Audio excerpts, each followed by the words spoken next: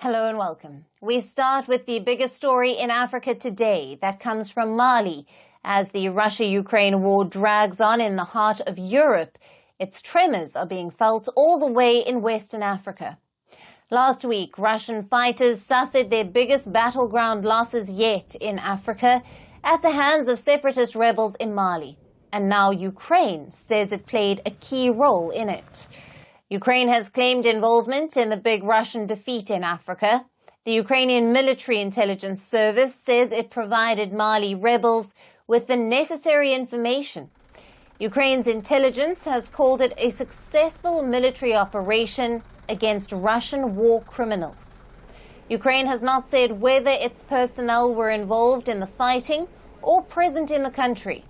Ukrainian officials restrained from providing any more details on their operation, but have said that more will be revealed later. Meanwhile, Ukrainian media outlet Firstpost also put up a picture showing Mali rebels holding Ukraine's flag as they claimed victory. Last week, fighting erupted between the Mali junta and a separatist coalition in Mali's north. Mali junta was fighting the rebels alongside allied Russia's Wagner group in a fierce battle that went on for 4 days. However, both junta and Wagner group have now admitted that they have suffered heavy losses after the intense battle. They were fighting the separatist coalition named the CSP-PSD Alliance. The coalition consists of mainly Tuareg ethnic rebels who have been fighting for independence from Mali since 2012. On Sunday, they claimed the major victory over the Mali junta and its Russian allies.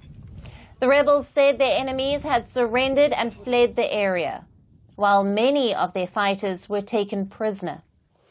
While no official death toll has been put out, the Malian army has said it suffered a large number of deaths. Russia's Wagner mercenary group, also known as Africa Corps, has said that it suffered severe losses, including a commander. A pro-Kremlin media outlet has reported that at least 20 Wagner fighters have been killed. However, some sources have put the Russian death toll up to 80.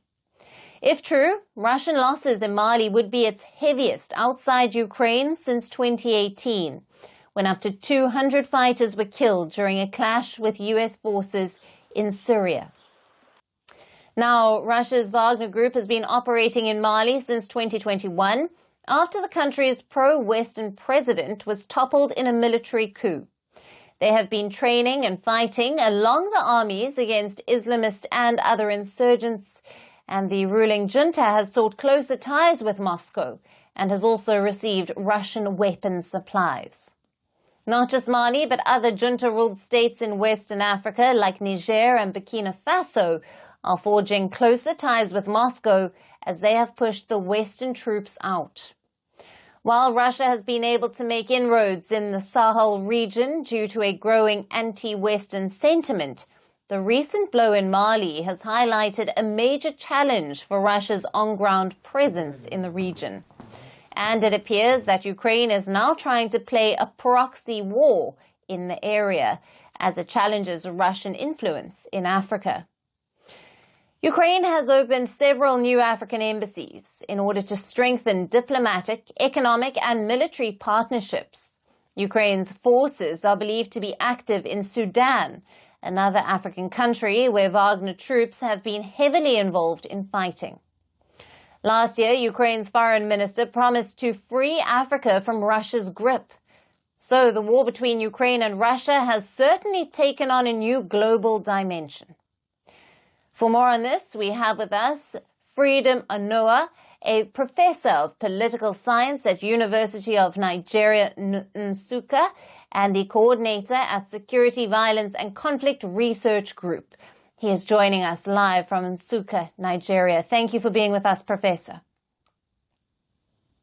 Thank you very much for having me.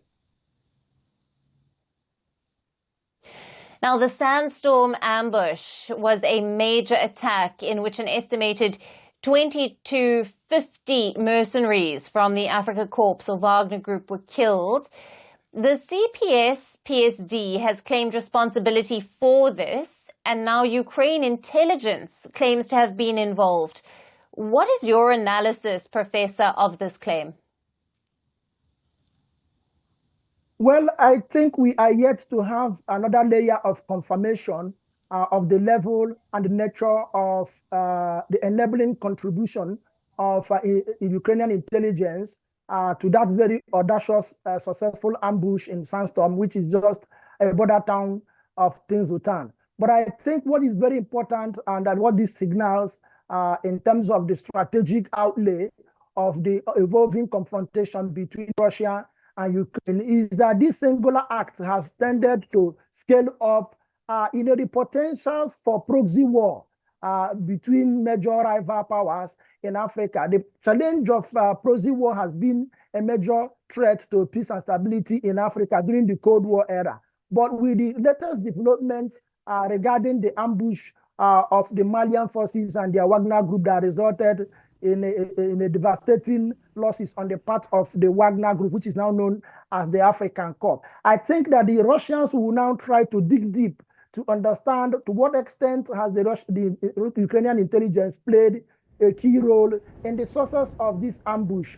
And I think that is going to create a whole lot of problem because then the Russians may also need to begin to think of opportunities of expanding their own attacks on Ukrainian interests. But I think it's also a very dangerous trend on the part of Ukrainian intervention because that creates a whole lot of diplomatic issues, which means that they are also enabling a rebel group that is fighting a sovereign state in Africa. So it's not just about an attack on Mali, an attack on Russia. I think it now, raises the level of concern to an attack on an African state, and that's going to create a whole lot of problem. I think that we need to wait for a much more robust, confirmation that the Ukrainian intelligence played a key role in this ambush. My concern really is, why would we have this kind of successful ambush? Why would they go for this kind of operation, for example, without having sufficient means in terms of... And Professor, Russia has been making...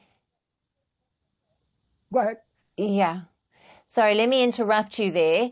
Russia has been making inroads into Africa in various ways, including through defense cooperation ties and using the Africa Corps in a number of countries in Africa. What is Russia's objective here, and has this defeat been a somewhat sobering experience for Russia? Yeah, I think fundamentally what is driving Russia in terms of its aggressive inroad into African countries, particularly West and Central African countries, is the desire to curry more favor, to cultivate more diplomatic support against the backdrop, of Western push and criticisms and condemnation of its invasion of Ukraine. So what Russia is trying to do is to make sure that it has garnered a whole lot of support in terms of diplomatic support that it will gain in the United Nations, particularly when this issue comes to table. Please don't forget the fact that, and that has already started playing out, in 2022, for example, Mali, for example, abstained from voting when the United Nations Security Council wanted to vote, on that global UN demand for Russia to leave Ukraine. But by 2023, Mali did not even abstain. Mali actually voted against that UN resolution, which does suggest, therefore, that Russia is making a whole lot of inroad into these African countries as a way of shoring up its own support in the United Nations security architecture, given the fact that it has lost a whole lot of support again from Western countries. Right. In the aftermath of the invasion of Ukraine. Africa is, of course, facing challenges. Yes, and Africa is facing challenges related to food security, inflation, and financial instability, as well as security concerns due to the Russia-Ukraine conflict. Considering all of this, how is the Russia-Ukraine war shaping up in Africa, and how does this affect the African continent?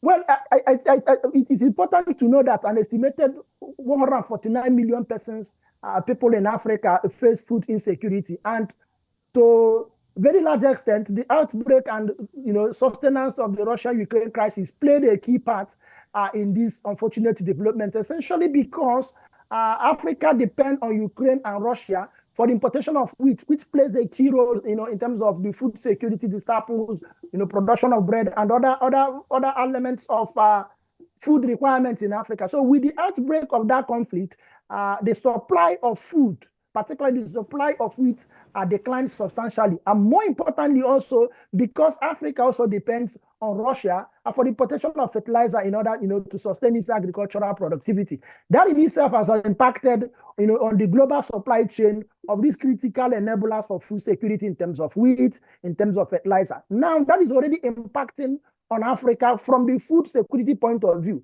But we can then see also that it is even going beyond the diplomatic in terms of the consequences for this latest Samsung ambush. But more importantly, it's also going to go into the political realm, because the more African population are exposed to challenges connected to food security, the tendency also that disgruntled and frustrated population can then even begin to revolt against their democratic government. And that is going to create a whole lot of regional stability challenges. And that is what we are now seeing, although conversations are not even being weaved around this important fact. Problem we are having in Zambia, the problem we are having in many parts of Africa, even the problem we are even foreseeing to happen in Nigeria against the backdrop of the planned protest, against bad governance, against hardship, against poverty, against food insecurity, may likely swell, may likely explode against the backdrop of the pressure, the layered pressure that comes from the dynamics of the Russian-Ukraine crisis, which has put tremendous pressure on availability of food. And so I think that crisis is already having serious political, economic, diplomatic implications for Africa. And I don't think that Africa is really braced to deal with this problem. Professor, thank you very much. We'll have to leave it there. Thank you for being with us on Firstpost Africa and for your valued analysis and insights there. Thank you very much.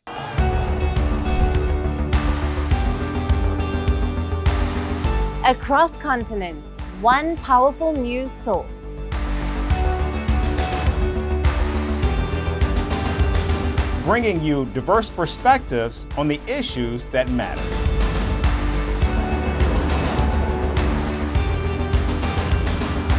We go beyond the boundaries to give you that little extra about every sporting moment.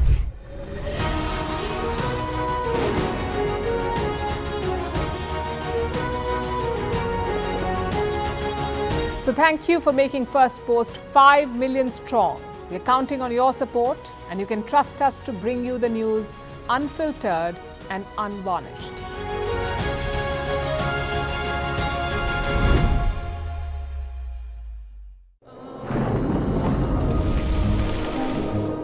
Climate change is on our doorstep. It's time for a revolution to take root.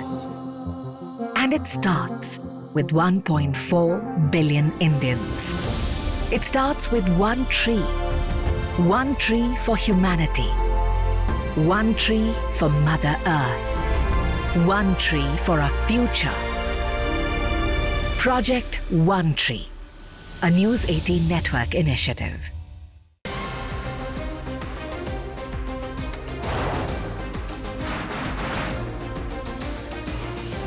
On the show today, the T20 World Cup bandwagon has moved across to the West Indies. What can you expect from this? Hello, I'm Alison Green, coming to you from Durban, South Africa. Today we have a special show. Start with a report on India's shifting nuclear posture. The first time since India officially became a nuclear power. Hello and welcome to Firstpost.